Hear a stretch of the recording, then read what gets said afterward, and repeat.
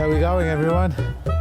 Another glorious day it was today, so hopefully this morning as you're watching it, it's a beautiful day like today. And I want to talk about our wonderful rain we've had recently. If you live in Victoria, well, I suppose South Australia and New South Wales has copped a bit of rain.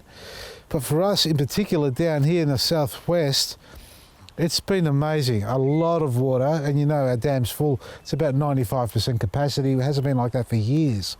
But along with the rain and the warm weather, guess what comes? Weeds. And we've got a heap of weeds here.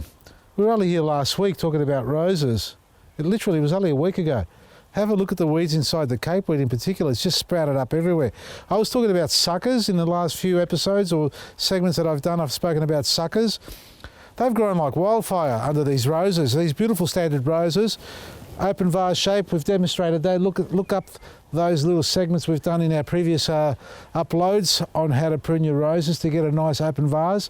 We've got some really good structure going on there, so they're nice and clean, not a single disease on them. A lot of people get black spot on them. You use a little bit of milk and water, 50-50 milk and water. That's a great fungicide. We call it a milky fungicide. Spray that on, stops the spread of disease and mildew. But mine don't need any of that because of the pruning, aeration. There are no aphids on these as well.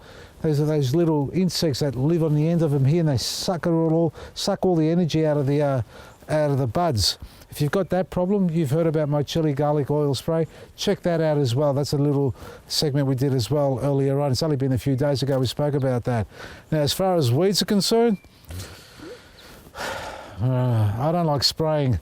The only product I use is Slasher, a natural-based herbicide. There are some other ones around, I suppose, who've come out with another natural-based herbicide, other companies that is.